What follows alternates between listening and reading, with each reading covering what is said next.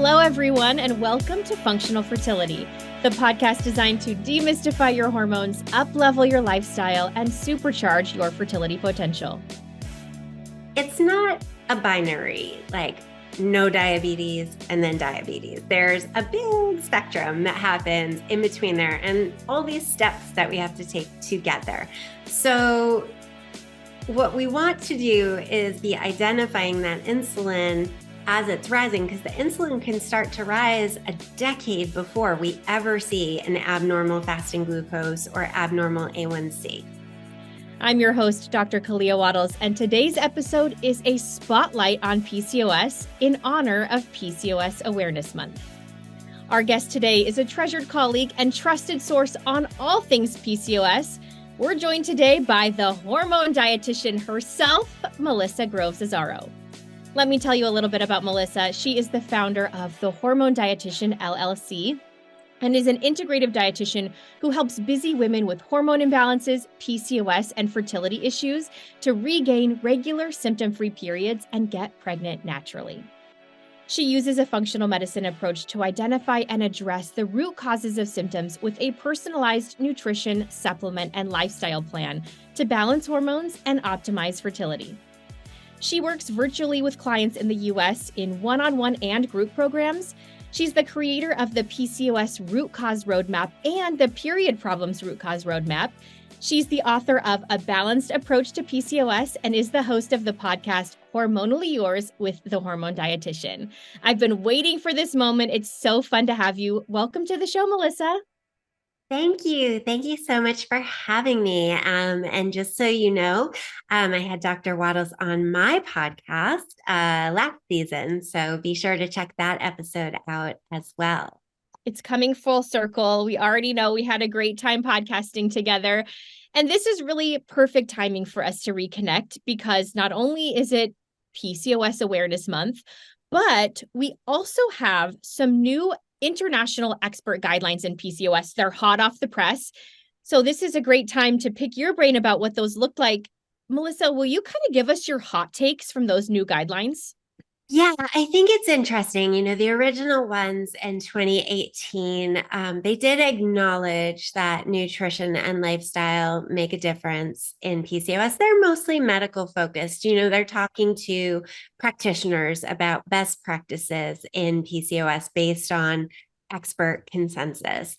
So there were a few mentions of nutrition in the 2018 ones. It basically said, no one diet is better than any other for PCOS, recommended a calorie deficit and recommended a 5 to 10% weight loss for people with PCOS. And we know that's kind of problematic because not all people with PCOS actually have 5 to 10% to lose.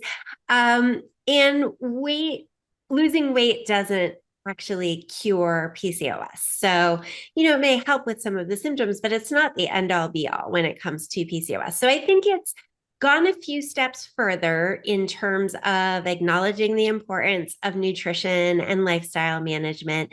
It comes right out and says every person with PCOS should be recommended diet and lifestyle changes, referred to allied health practitioners like dietitians. The other thing that it does differently is it acknowledges the higher rates of disordered eating and weight stigma in PCOS, and the hope is that the more doctors are aware of this, the less the advice given to people with PCOS is just lose weight and that will fix everything, So, definitely some updates. There were about 4 recommendations when it comes to nutrition. There were about 8 lifestyle recommendations and 2 exercise recommendations. I didn't get a chance to deep dive through the entire document yet. Inositol was mentioned in the previous ones, seems to have carried over into this one. So it's really just taking what we had and elevating the importance of nutrition and lifestyle, as well as highlighting the importance for a tailored, personalized, co-developed approach with people with PCOS. So highlighting that thing that we've all known, which is there's no one PCOS protocol that works for all people with PCOS. Well, I really admire your education around that piece, because when you originally shared these guidelines, and this is your philosophy all along, is yes, we know nutrition, exercise, lifestyle change is important, but that will look different for every person. So there's no way we can create a blanket statement about what that looks like.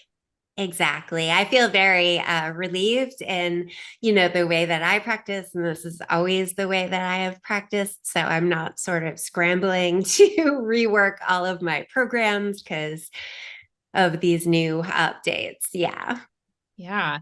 Something I also kind of briefly read through the guidelines, but something that struck me was there was a statement that said, I think the wording was in those with PCOS, there's a very high prevalence of psychological features, which to Mhm. me was like, okay, it's kind of strange wording, but it's underscoring the importance of this mental, emotional, spiritual aspect for me that often is ignored. And so I was just happy to have some brief mention like, wow, this is more than just the biomedical management, that there's also a mental health piece that we should be addressing. Yeah, I think, specifically depression, anxiety, binge eating disorder, and other forms of disordered eating, body image issues having to do with dealing with this condition your whole life. There are multiple things, that make it actually very risky to recommend restrictive diets in these folks, because those are only going to worsen pre-existing mental health issues. Absolutely. Well, I love your ability to be a PCOS myth buster, something I really admire about you. And you're always just giving really approachable, realistic advice. And I think we see a lot of reductionist PCOS advice on the internet, low carb and exercise this way and eat this way and do these things. I wanted to spend some time with you today talking about how we might approach this more from a functional nutrition, functional medicine perspective, using the systems biology and looking at all of the body systems. So, I mean, when you're working with your own clients, are they surprised when you bring it up? Like, wow, this is actually more than just the reproductive axis. I want to talk to you about all these body systems. Yeah, they're kind of surprised. And oftentimes it's the first time they've ever heard it before. A lot of them, thinking in particular of my IBS folks, a lot of them have been dealing with IBS all their life alongside PCOS and not realized that they're actually connected. I think one of the biggest misunderstandings about PCOS is that it's a reproductive condition and that's it, but it's actually a very complicated metabolic and reproductive condition that affects nearly every system in your body. And that's why some of those reductionist recommendations, like just do low and slow exercise or just cut out gluten, are not going to work because they're only a teeny tiny piece of everything that's going on. Absolutely. When I'm kind of making the case for a systems-based approach, it's like, oh, well, when we file a condition under this is a reproductive issue or it's just a hormonal issue, then we're so tempted to only offer hormonal solutions, right? Oh, here's your birth control because this is a hormonal issue. So having that understanding of the multi-system impact really gives us the opportunity to add precision to our treatment plan, right? So I love your approach. It does, but then, hearing you talk about it, it's like that's why it's so complicated to get any help within the conventional existing healthcare system because ideally your PCP would know a little bit about hormones and gut and reproduction, but they don't. So it's your PCP is kind of acting as the hub or should be acting as the hub, the OBGYNs handling all the ovaries and uterus, and then you're getting referred to a reproductive endocrinologist for fertility or an endocrinologist for the diabetes or thyroid issues. So there are all these pieces and nobody's talking to each other. And I think that's one of the things that this new expert guidelines is trying to highlight is this need for interdisciplinary communication and collaboration to treat the whole person and not just, one part of it. And that's why we are here to do what we're doing, because you don't know what you don't know. And I think oftentimes, I mean, how as a patient, how could you feel empowered to ask, well, could you look at this system? Could you put these pieces together? Because it's just not common. No one is prompting you to know about this. So this is why we're doing what we're doing. And I think I love that you already brought in the gut health perspective. I think you and I both have a deep interest in what's going on in the gut because of the impact on so many other body systems. I mean, the effect of our gut health really rolls out into the rest of all of our systems. Will you just give us a little primer on how the health of our gut might contribute to PCOS symptoms? Yeah, so there's a few ways that they're linked. First, we know, and we don't know too much about it, we know that this is a thing.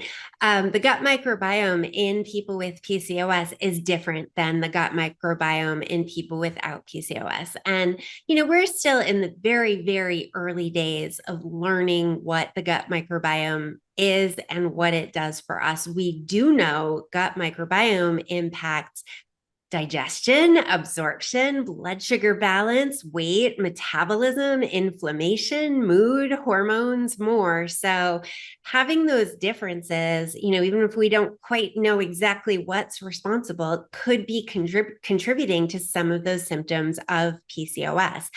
There's also a huge overlap between PCOS and these conditions, as I mentioned before. I would say probably about half of the people I work with are dealing with at least moderate to significant gut changes or imbalances. And finally, and I know you love to dig into this too, but gut is the final step of hormone disposal. So once we use a hormone, we have to get rid of it. The gut is where it leaves. So that's where the excess hormones leave our body. And if that's not operating well, then those excess hormones are sticking around and worsening symptoms. So, multiple ways. It's very complicated, but gut is literally central to your body. So when your gut is not working, it makes it that much more difficult for anything else to be working well. Ooh, that gut health. It is complex, isn't it? I have so many questions to follow up, but I think that this is a real area where I like to investigate in patients with PCOS because we'll get into this, but we see inflammation as a real mediator of symptoms. And the gut is one of the most common sources of chronic inflammation that I see in my population. I'm sure you see that too. I opened up the floor the other day on Instagram to talk about the connection between gut health and fertility. And I had some really thoughtful questions that I wanted to get your perspective on. And someone asked, if I think I have something going on in my gut, should I do some testing? Do I just try some things and see if the symptoms resolve? Like, what's the best way to assess what's happening in my gut? So I wanted to get your thoughts on assessment tools. Yeah, I know you're a fan of the functional gut tests as well. That's really the only way we're going to get truly accurate information about what's going on inside your gut. For people who suspect their gut might have an issue and they're having some, say, mild symptoms, they're having some heartburn or some abdominal pain or some gas and bloating after eating or, some constipation or loose stools, but it's kind of moderate. It's annoying, but it's not taking over their lives. I like to start with the basics of good gut health because the tests are so expensive and oftentimes we don't need to go there. If we can get someone chewing their food, like sitting down and eating a meal in a mindful way and chewing their food thoroughly. I've had clients who wanted to cut grains out of their diet because they're seeing undigested grains in their stool. It's like, how about we try chewing our grains first so that we're not seeing them come out? Let's start there. The basics of good gut health. So increasing fiber, prebiotics, probiotics, polyphenols, chewing, mindfulness. I like to get into rest and digest mode before a meal. So sitting down, activating that vagal nerve, doing some belly breathing before we eat so that we're calm and in a place to digest and absorb our food. So oftentimes that's enough because these are things people have never done or never paid any focus to. If we do all that and then things are still happening, or if things are severe, if they're really struggling with severe gut symptoms or anything that's absolutely not normal, like blood. If you see blood in your stool, that is immediately get yourself to a gastroenterologist, because that is not something that diet is going to fix. And I've seen people go down that route too long. They're blaming the food, they're eliminating this food and that food, and it's actually not the food that's the issue. So a lot of times with a really severe gut issue, I may end up referring to a gastroenterologist to check things like an endoscopy and a colonoscopy to make sure that, all of the valves are working the way they're supposed to. There's nothing happening in there that's an actual pathological condition and not just imbalance or dysfunction, so it is really complicated. I do like to use the GI map for functional testing. What I have found it to be most useful in is those things that you don't suspect at all. I've had clients who are fully, colonized with H. pylori or Giardia or, all these random things they didn't know they had, whether they traveled in college or had a, bout of food poisoning or something like that. They pick up these things and they stay and they're causing issues down the road. Another thing, and I just had a new client who had this issue. She was prescribed Accutane in her teens and 20s for her acne. And that messes your gut microbiome up so much. But for so many of us, it's, then we have to go to, if the root cause is the gut, what's the root cause of the gut issues, and then it's, most of us had, antibiotics multiple times as kids, whether it was the recurrent ear infections or sinus infections or whatever, how you were born, whether you were breastfed, all of these things, the sterile environment, where everything was wiped clean with Clorox wipes and we weren't allowed to touch a germ. That's all bad for our gut microbiome. So, once we uncover gut issues, then we have to go another step back to figure out what caused it so we can prevent it from just coming back again. It's complicated. Gut's even more complicated. Dang, isn't that the truth? But what you're highlighting for me is a fertility evaluation or a hormone evaluation, when done right, is also reducing risk for chronic diseases later in life. So when we do this thorough screening, we're catching things because we're asking questions no one has asked before, and we're doing testing that no one has ever done before. And that's this case that I'm making all the time for a really comprehensive fertility eval. Is it's not just about your reproductive health. It's about cultivating health and longevity so that you can enjoy this family that you're trying to build or the freedom and your health that you're trying to cultivate. It's really about whole person wellness. It's so interesting you say that, because, I feel that way a lot. And oftentimes that's the feedback that I get from my clients is, you're the first one who has ever put these pieces together, or you're the first one who has ever, asked me that question. And we're, as functional providers who are looking at systems and root causes, we're identifying those patterns. Like I can instantly see inflammation jump out at me when I'm reading through someone's intake, and I don't even have to test inflammation to know that they're inflamed. But the kind of things, we're just thinking in different, and also we spend more time with our patients too. So we're asking them deeper questions, and just the random things that I've picked up on and directed someone. I can't diagnose, but I can ask the question. I had one recently where I said, has anyone ever asked you about interstitial cystitis? She kept having UTIs with no bacteria. And I was like, have you ever been evaluated for this? Never. Just things like that, where I had another one with constipation.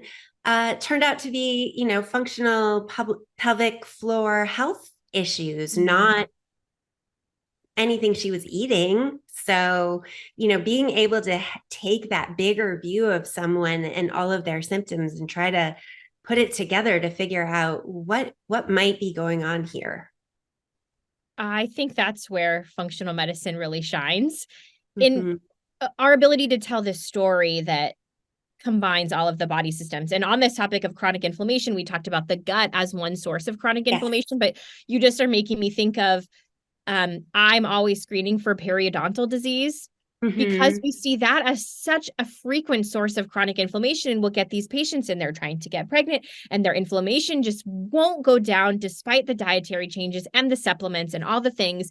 And then we say, okay, well, when I look in your mouth, your gums are red and irritated. And do your gums bleed when you floss? And when was the last time you had your just general cleaning at the dentist? So just asking the questions and looking outside of just the uterus and the ovaries, it's so important.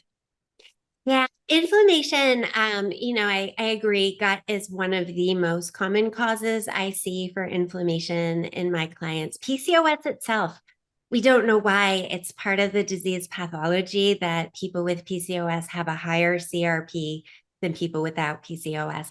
I do think, gut is one, excess body fat, and I hate to be the bad guy and talk about it, but visceral fat, especially, so that fat that we carry in and around our organs, that is the type of fat that is detrimental to our cardiometabolic health. That is the kind of fat that is risky, as opposed to someone who's more pear-shaped, they may put more weight on in their hips and thighs. That's less of a risk, and we know that. Then we have to talk about diet and lifestyle. And I think it's so oversimplified to say, cut out dairy, cut out gluten, cut out sugar, and that is an anti-inflammatory diet, because it's not. I mean, we're talking about the highly processed foods, we're talking about sugar, but mostly we're not getting enough of the anti-inflammatories and antioxidants. So we're not eating enough fatty fish. We're not eating enough antioxidants, darkly colored fruits and vegetables, and then lifestyle. And sedentary lifestyle is as inflammatory as having a pack of cigarettes a day. And then we have to talk about those lifestyle factors. Like, I eat everything organic, but I have 3 glasses of wine every night. Like, that is so inflammatory. So we have to look at where inflammation is coming from. And inflammation is one of the hardest ones, as you know, because we can test, CRP, we can look specifically at gut inflammation and see if, calprotectin's high. We can see if the gut's leaking, but it's hard to figure out where that inflammation is coming from. And, there are other practitioners. We all have our things, it's like you like the gum health. Let's check out periodontal. That's definitely something to evaluate. Other people go down the mold route or, those weird things. But regardless, there are, whatever the thing is that we have to basically eradicate to lower our inflammation, we can add things to our nutrition and lifestyle to be more supportive of lowering inflammation. Well, I'll take a humble moment and just let everyone know, sometimes I don't figure it out. Yeah, exactly. Because it's so complicated. And in all reality, it's often coming from multiple sources. And I don't always pinpoint the thing. But I think it's so reassuring that we can fall back on these very foundational lifestyle practices, ensuring antioxidant adequacy and removing the inflammatory triggers we know about. And that's going to help in most people, no matter what the root of it is. Well, as we're doing this exploration of the connection between all of these body systems, I have to bring it to the adrenals, because I see this all the time, and I know you do too. It seems like PCOS and elevated cortisol go hand in hand. It's like the besties of hormonal imbalance patterns. Will you talk to us a little bit about how adrenal dysfunction or HPA axis dysfunction, elevated cortisol, might contribute or worsen PCOS symptoms? Yeah, I'm going to go back and say that it's not 100% accurate to talk about high cortisol and PCOS being linked. Even though that is the widespread message that if you have PCOS, you want to lower your cortisol, right? I test thousands of people. I have tested thousands of people. I see just as much low cortisol in PCOS as I see high cortisol. And it's the pattern. It's the flatline cortisol that allows inflammation and autoimmune conditions to creep in, seeing a lot of flatline cortisol post-COVID infections, and that's lingering on.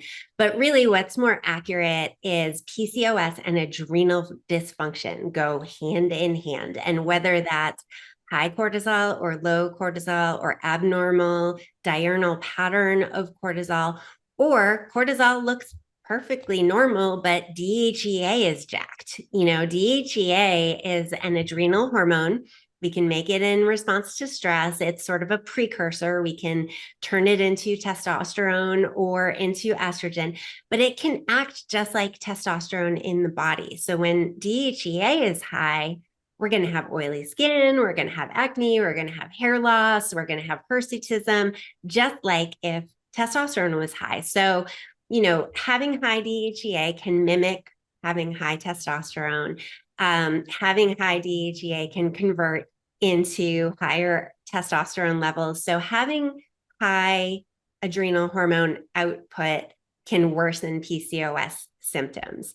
So that it's really, again, it's like, I feel like with everything with functional medicine, it's like, it's complicated. I will say out of everyone I've worked with and out of all the tests I've run, about a third of people with PCOS have high testosterone, and that's their dominant androgen. About a third have high DHEA, and the other third have both. And that makes it more complicated in terms of treatment, because if we're, thinking about how to approach high testosterone, that's largely driven by insulin resistance. So that's going to be more diet and exercise. If we're talking about the high adrenal androgens, that's going to be more lifestyle, like, keeping internal and external sources of stress. So external psychological stress, internal stress, like skipping meals, not having balanced meals, riding that blood sugar roller coaster all day, over exercising, under exercising, not getting enough sleep. There are so many things that can contribute to that. Boundaries. I love boundaries, at work and at home, to give us the space to manage some of these internal and external stressors. So we have enough time to do those adulting things that we all know we need to do, like yourself 3 times a day, go to bed by 10 p.m., exercise, move your body. We need the time and space to be able to implement some of those, as well as, the more stress management dedicated techniques like breathing and yoga and nature. I love my little 10-minute nature walk in the morning. I go out and check on my flowers. The nature walk, not to be underestimated. I saw a study, I wish I remembered the details, but it was looking at Qigong and how Qigong practices lowered DHEA. And I thought that was super interesting, returning to these lifestyle practices. And just to go back to the adrenal part, because people always ask me about testing, I think, sometimes people will go to their primary care doc who will do a morning cortisol in the blood, just a one-time. We really need to see that diurnal pattern. So a 4 or 6 point salivary cortisol. And I don't know about you, but sometimes I think I will be able to predict someone's pattern, and I'm wrong all the time. Same. I always tell people that I can't tell by looking at you. Like, I will look at someone and be convinced, like, this is a high cortisol person, like they're, raring to go. And then it'll be flat. And I'm like, they're hanging on by sheer willpower alone. I don't know how they're even standing up. And then, the opposite, I will get the people who swear to me, I'm not stressed. I don't feel stress at all. I'm fine. And they're like off the charts. So you really can't tell without looking. I think that's the big benefit of a willingness to test is then I can approach the treatment plan with confidence because I know what's going on. And another follow-up question people always ask me is your approach really that different? Do the results really inform what you're going to do? Absolutely. If your cortisol is high, that's a completely different treatment plan than if your cortisol is low. I hear that all the time about testing hormones and, well, how is this going to change your treatment plan? I won't recommend a supplement that has an impact on a hormone without confirming that that's the right supplement. So, you'll hear people willy-nilly talk about, oh, take saw palmetto for PCOS, or take zinc, or take DIM for high estrogen. And I need to get my own eyes on that test and confirm that that is the thing and this is the right treatment approach for what's going on. I won't, it's too dangerous to mess with hormones without knowing. I have so many people, I'm sure you do too, taking the wrong supplements when they come to me. They have PMS and they're taking DIM and they're throwing themselves basically into menopausal levels of estrogen. And now they're having night sweats and now their hair is falling out. So, we really have to be careful about what we're taking and making sure that it's the right thing for us. Right. And when we're not taking the right things, to your point, then we have to come off of those things in a way that's responsible. And then I don't know how you frame this, but usually it takes me a couple months to get back to baseline. I mean, maybe 3 months to get back to what your body wants to do. So then I can see how we add the treatment plan that you actually need. Yeah. And I mean, that's another good point because people always ask if they're coming off birth control, when can they test hormones? I say 3 months Yep. minimum. Like give it 3 months to wash out and see what your body's going to try to do on its own before we test. Yeah. That's kind of my rule of thumb. 3 months because of the way that eggs mature, because of the way our red blood cells mature. It's kind of 3 months is a general good goal. And so I say the same thing when, for example, we're adding supplements or herbs for adrenal health. Like, give me 8 to 12 weeks before you really decide if this is working or not, because we have to let these herbs do their work on the communication between your brain and your ovaries and your endocrine organs. Yeah. Yeah, I agree. Also, just because something works on paper, even if we have research, just because something works for someone else doesn't mean it's going to work for you because of this beautiful thing called bio-individuality. And, I don't know about you, but ashwagandha does nothing for me, like nothing. But Tulsi tea, like a little tea bag, like that instantly chills me out. It's, we've got to figure out what works with a person's own individual system. Yeah. It takes trial and error, but when we find our adaptogen of choice, what a life changer.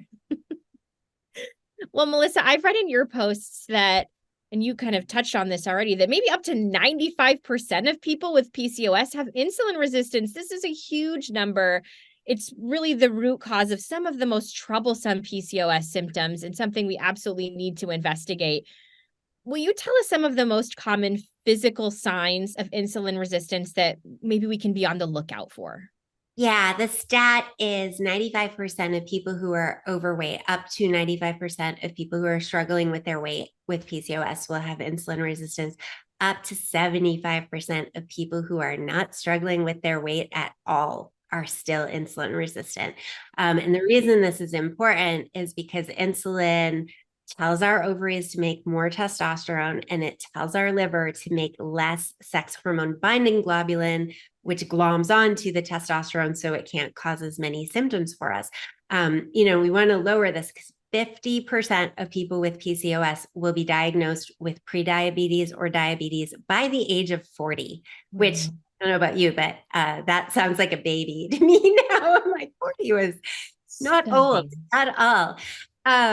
So what we want to be looking for, and some of the things that I tell people to look out for are definitely carb and sugar cravings. That would be one of the biggest signs that insulin might be not optimal.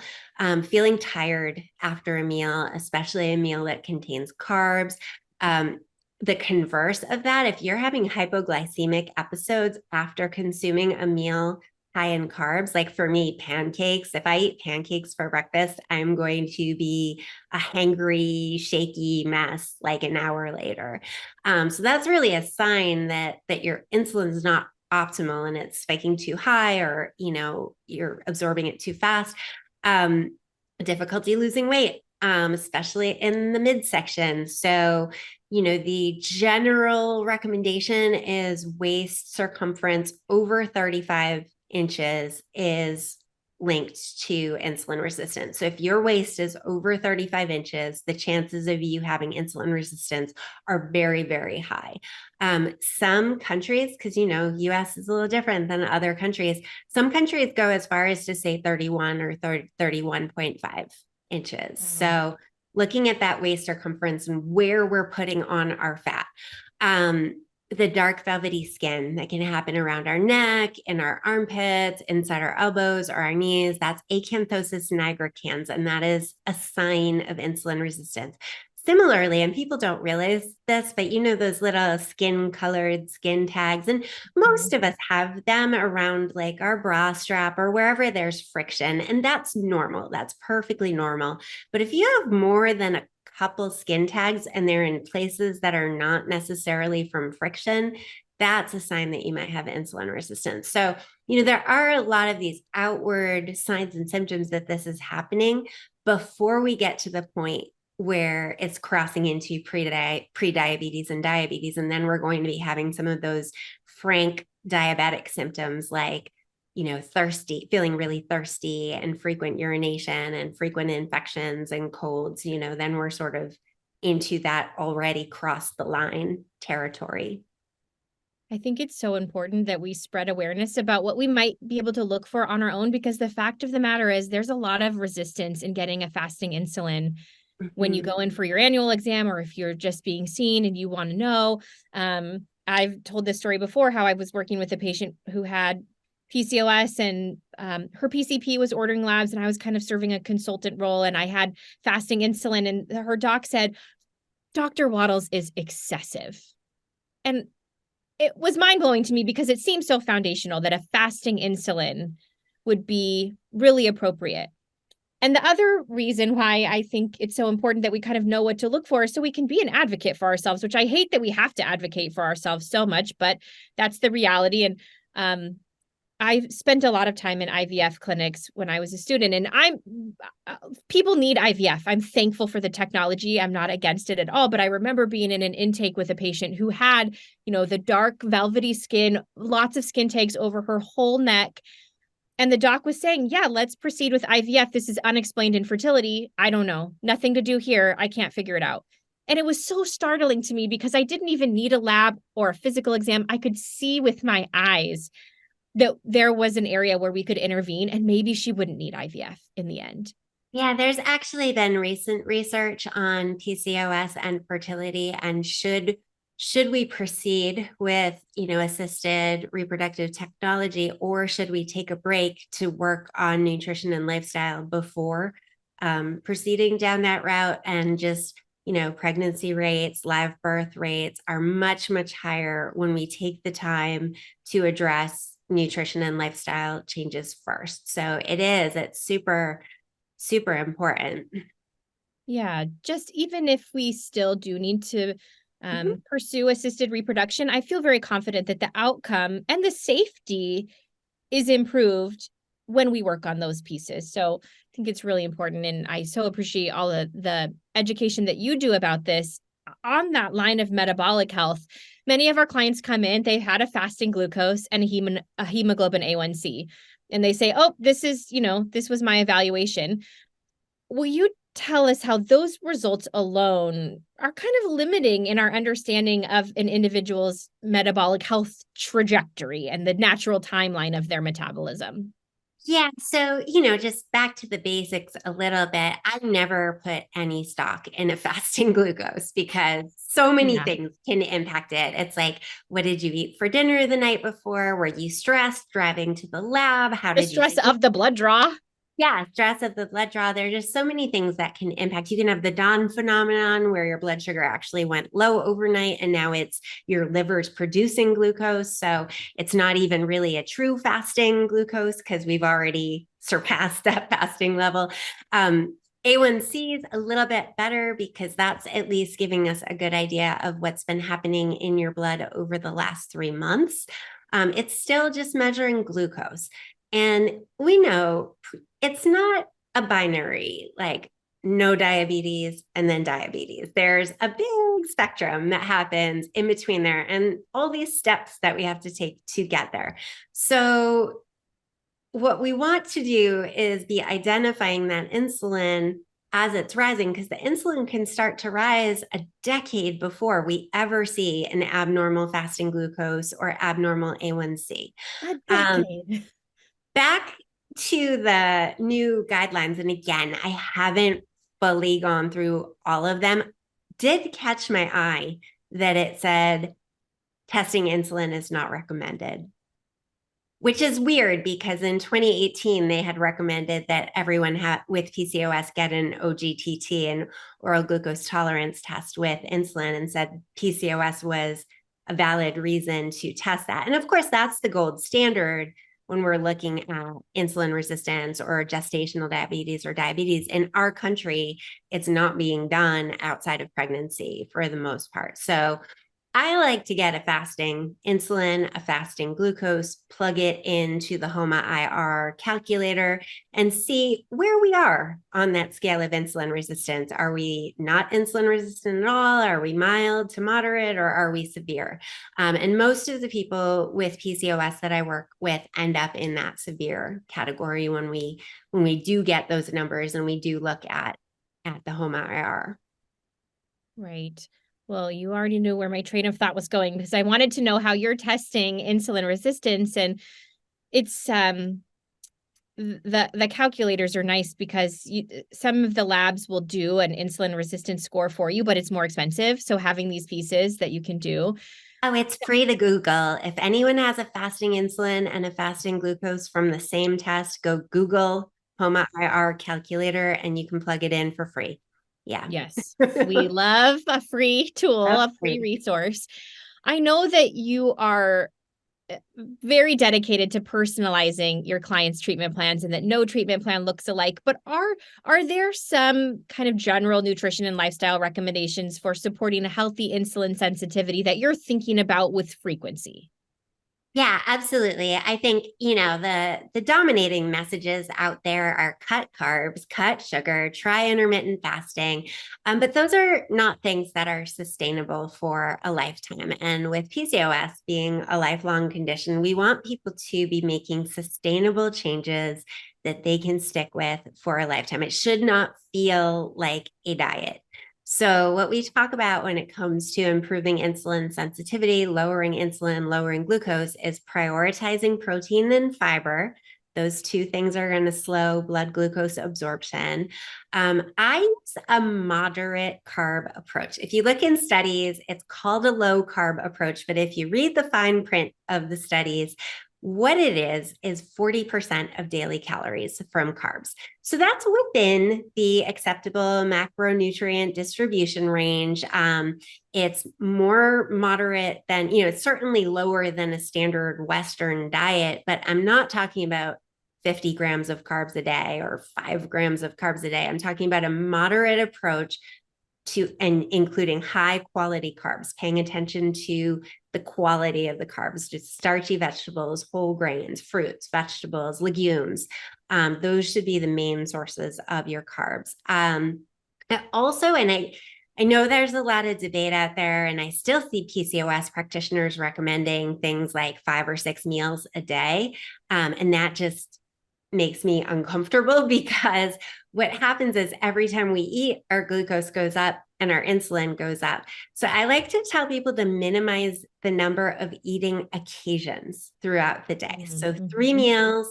Usually the stretch from lunch to dinner for most people is pretty long, unless you're a teacher, and then sometimes it's a different stretch that's wrong. But usually it's that 12 p.m. or 1 p.m. lunch to like 7 p.m. dinner. You're going to need a snack in there, especially if you work out after work. Like that's where you'll need a snack. So it's really about using your own judgment, but really eating a meal when you're eating a meal and not grazing on things throughout the day so that you're constantly keeping your blood sugar elevated. And I see that with beverages too. People will be sipping on, caloric beverages throughout the day, and that's keeping your insulin constantly elevated.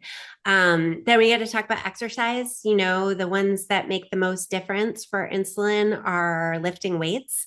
Especially those big muscles. We want to be doing things like squats that are using your thighs and your glutes and using that glucose that you're eating. Walking, 10-minute walk after lunch and dinner can lower your post-meal blood glucose.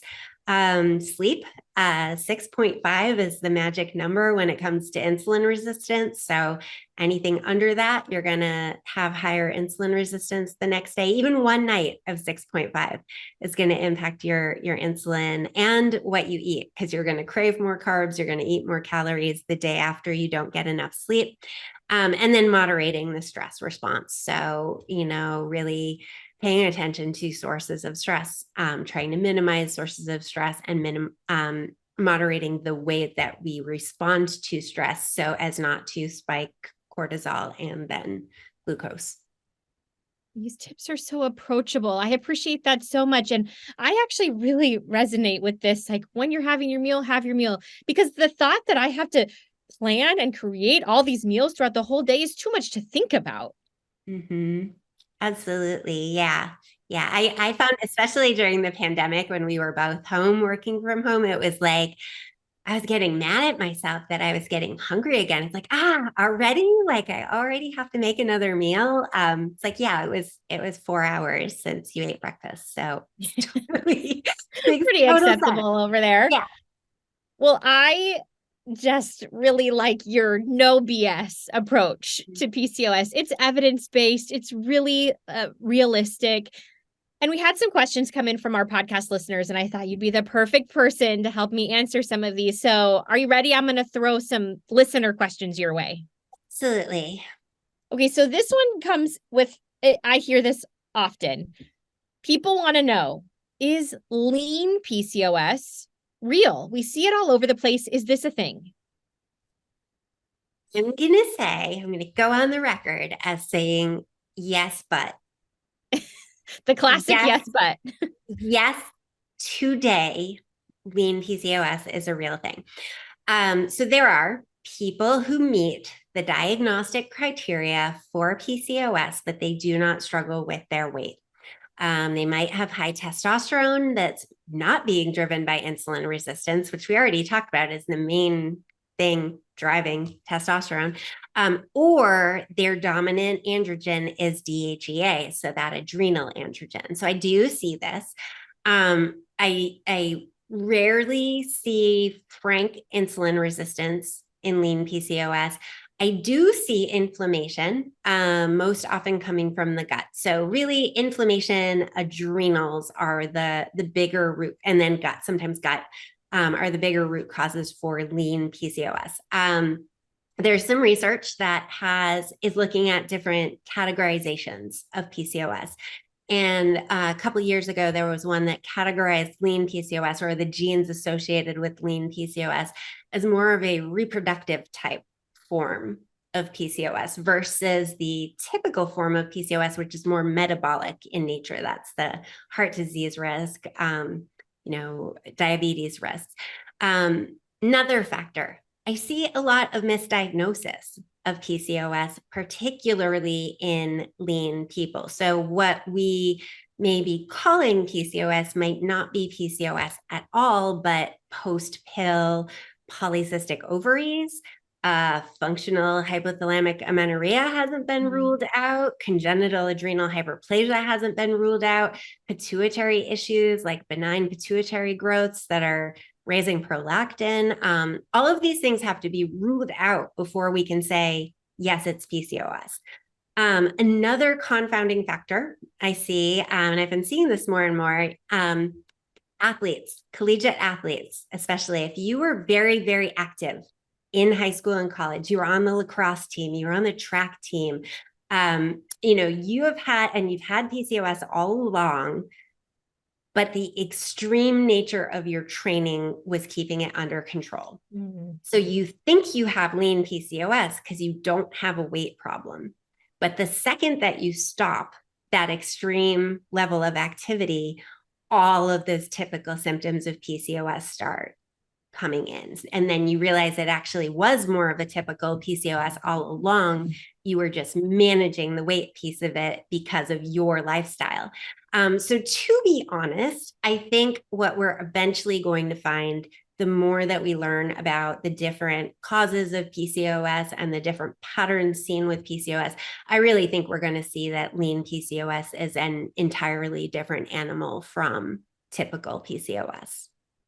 Well, we know we'll keep following you because you'll keep your eye on the research and you'll tell us what's happening. Mm-hmm. And the piece that I was thinking about that I meant to say earlier is even in someone who has a small body habitus that you might look at them and say, "Oh, they don't struggle with their weight." They can still have an increase in that visceral adipose tissue. Mm-hmm. While I hate this term, it's like the skinny Skinny fat. fat. Yeah. Mhm.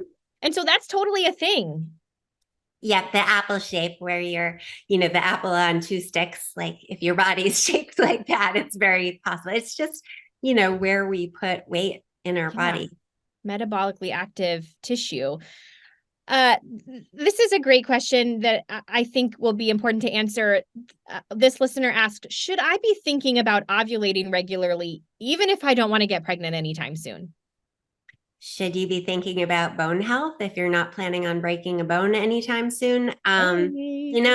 The answer is yes. The uterus and ovaries and having a regular menstrual cycle are doing things for us that go far beyond reproduction and having children.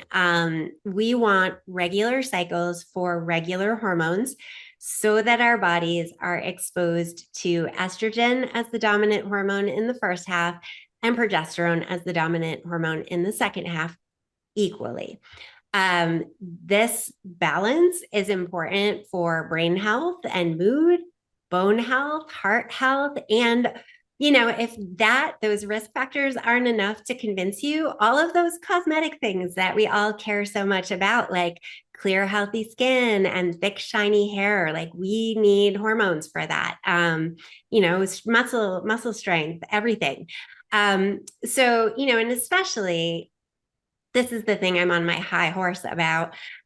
Regular menstrual cycles reduce the risk for endometrial or uterine cancer. We have to be clearing out that lining regularly because this risk is 4 times higher in PCOS. So it's really, really important that we are shedding that lining regularly and that we are getting that equal exposure to progesterone because unopposed estrogen is what's responsible for that, as well as, other things like can increase the risk for breast cancer and ovarian cancer. It's not just the uterine cancer, but unopposed estrogen is not a good thing.